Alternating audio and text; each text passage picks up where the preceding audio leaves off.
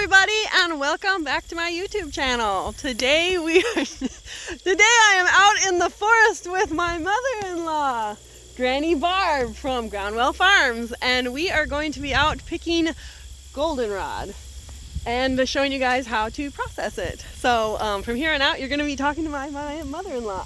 I have nothing to say here. It's all about her, so I'm going to switch it to her. Keep in mind, please, that with any herbal advice that you ever receive from anybody, from me, from your certified herbalist, from a book, from especially from a website, always do your own research. Reference and cross-reference. Find as many sources as you can to support yourself. So that you can be sure that this is an herb that's suitable for you. I have seen certified herbalists recommend herbs that I consider to be toxic. I have avoided many times recommending a wide number of herbs because I wasn't sure of a person's extenuating health conditions that might interact poorly with an herb. So please know yourself and fully know your herbs before you do anything with herbs. Okay, so you're probably asking yourself, goldenrod, why would I want to harvest goldenrod? What's the point? All it does is makes you sneeze. It makes you miserable, so on and so forth. Not true. Very few people are actually allergic to goldenrod. People are allergic to ragweed, which is in bloom at the same time as goldenrod. Goldenrod, on the other hand, is a very useful herb. It's long been considered to be the UTI herb. So if you get UTIs a lot, listen up. In Germany, it is actually used within their medical system as an herb to increase urine production for bladder and kidney infections, that sort of thing. So it's a really wonderful herb for that sort of thing. Another thing that it's been traditionally used for is to get mucus and phlegm to rise up out of your lungs and get out of your body. So as cold season is coming on, you might want to think about that. It's a really good thing, and it's still in bloom very beautifully, and it's so easy to harvest. Just go out into any field, find yourself some goldenrod, and just take the flower heads and just cut them off. Just like that. Boom. So simple. And after you've cut plenty of goldenrod, you can take and you can stuff it in the handy dandy plastic bag that you stuffed in your pocket. You can take it home and lay it out on screens and let it dry just a little bit. Just, I don't know. That's what I did this time anyway. Maybe it was just convenient for me to let it dry. You can process it actually immediately if you want, or you can let it dry. And after this, we'll talk more about how to process it after that, how to garble it, how to chop it up nice and fine, how to turn it into a tincture. And we'll talk to you in a minute. What I'm doing here is referred to as garbling. Taking the heavy stems out that we don't want to try to cut with a knife. And also if we find any trashy stuff in there, stuff that doesn't belong in the medicine, we want to remove it as well.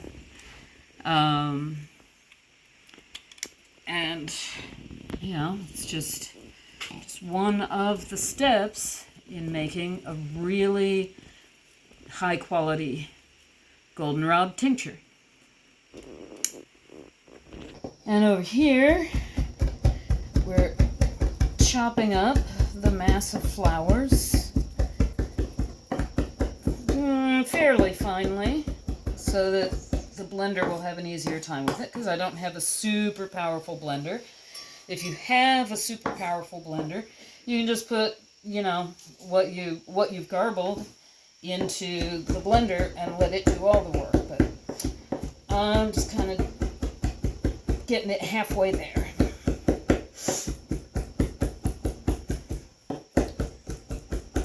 Okay, so we've got all of our goldenrod into the blender, and now we're gonna. But see, I told you that my blender is not very powerful, and it doesn't actually like to deal with this type of material very much at all. So we don't know if this is actually going to happen, or we might have to do it in much smaller amounts. So let's pull a bunch out.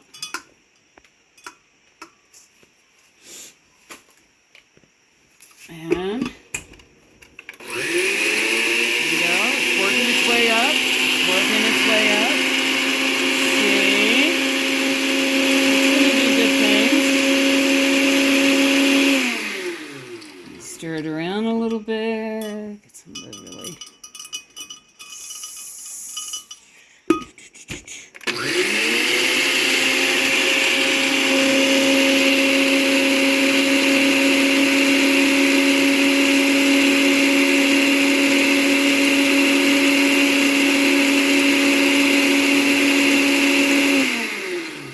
exactly doing the vortex thing that I'd like for it to do, but it's getting, you can see it's getting very, very, very chopped up, very nice and fine, and that's really what you want when you start your tincture. Oh, it has such a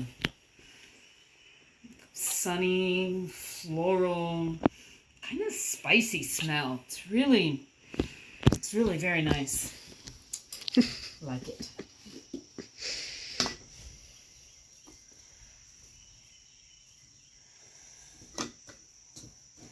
Oh my. I hope I find a lot of people who have urinary tract infections, because I am going to have a lot of tincture on hand. And so we've boiled water, and we're doing the first half of the tincturing process by filling the jars with water. And we'll take a whisk here and just get those herbs really all down in there, soaking in the water. This creates a water infusion, which pulls out some of the necessary properties of the goldenrod. And later, we'll do something else. We'll fill the jars up the rest of the way with a different product, and that will pull out the other good medicinal properties of our goldenrod. And there you have it. So we've got our hot water in there.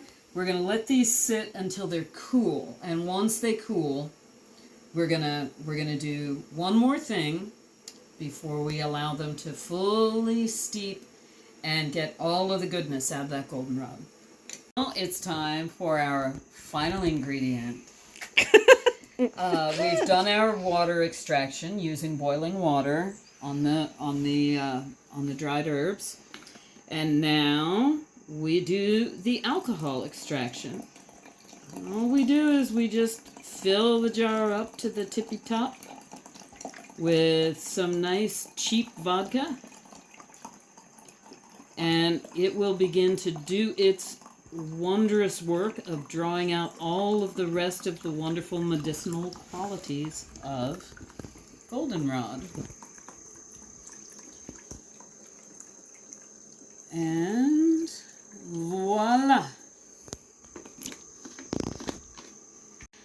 And so now that now that we've got both parts, our water extraction and our alcohol extraction, in the jar, we're going to let these sit in a cool, dark place, probably the dark kitchen up there. And hopefully every day I'll come through and I'll turn the jar upside down and shake it up a little bit. And do that for about a week.